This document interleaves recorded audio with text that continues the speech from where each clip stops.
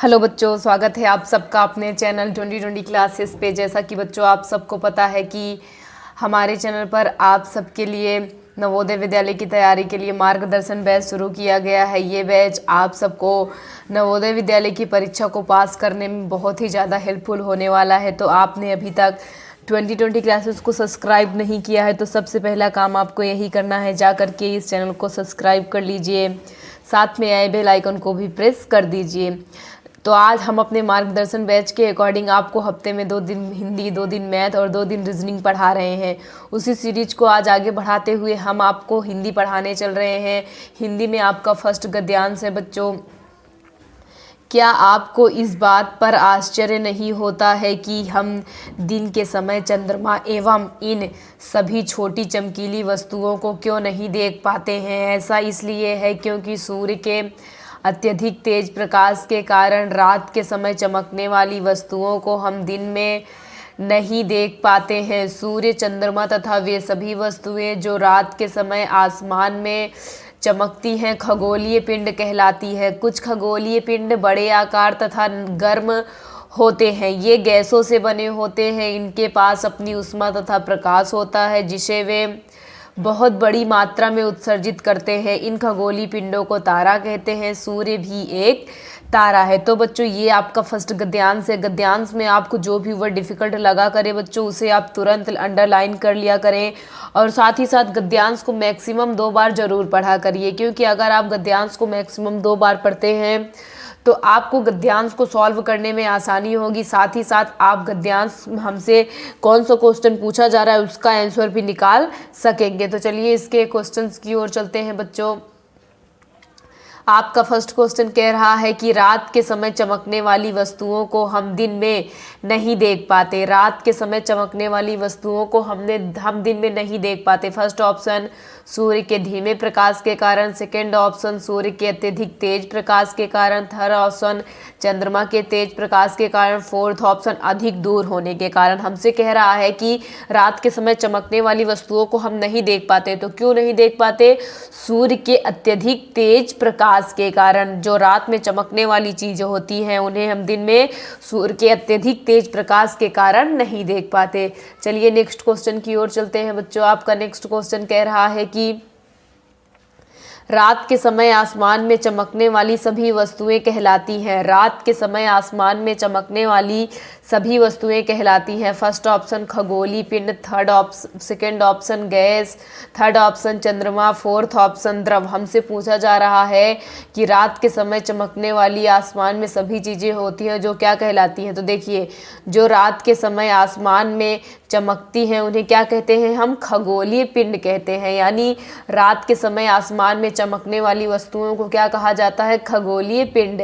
आपका फर्स्ट वाला ऑप्शन एकदम सही हो जाएगा। कौन सा ऑप्शन सही हो जाएगा बच्चों? आपका फर्स्ट वाला ऑप्शन सही हो जाएगा। चलिए नेक्स्ट क्वेश्चन की ओर चलते हैं। आपका नेक्स्ट क्वेश्चन कह रहा है बच्चों, कुछ खगोलीय पिंड बने होते हैं। कुछ खगोलीय पिंड बने होते हैं गैसों से, प्रकाश से, केवल ठोस पदार्थों से, इनमें से कोई नहीं।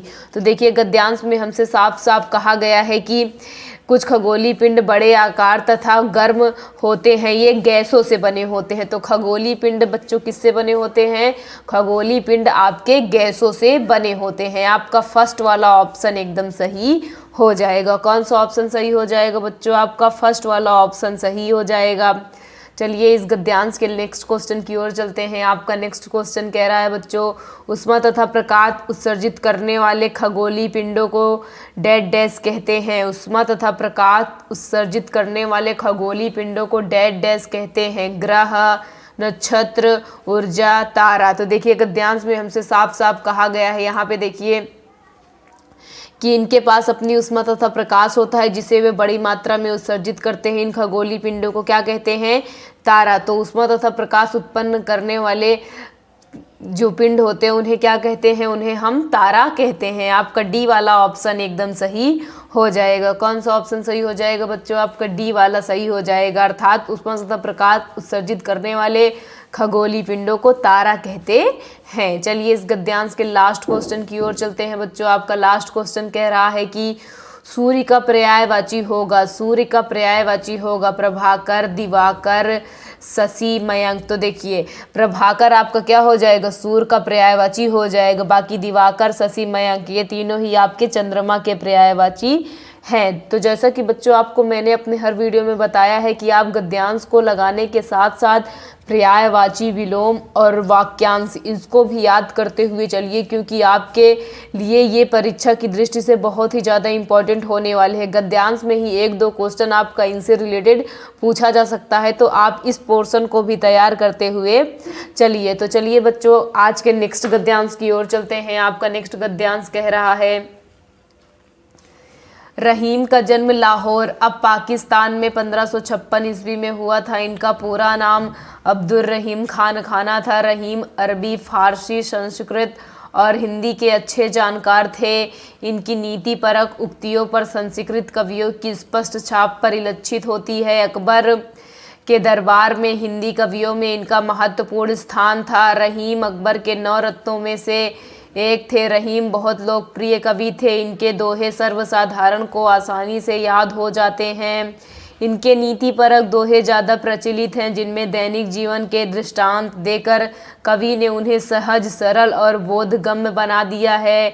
रहीम को अवधी और ब्रज दोनों भाषाओं पर समान अधिकार था। रहीम की प्रमुख कृतियां हैं रहीम सतसई सिंगार, सतसई मदनाष्टक, रास पंचाध्यायी, रहीम रत्नावली, भैरवे भाषिक, वेद वर्णन। ये सभी कृतियां रहीम ग्रंथावली में समाहित हैं। तो ये आपका नेक्स्ट गद्यांश बच्चों रहीम के बारे में है, जिन्हें हम अब्दुल रहीम खान खाना के नाम से जानते हैं।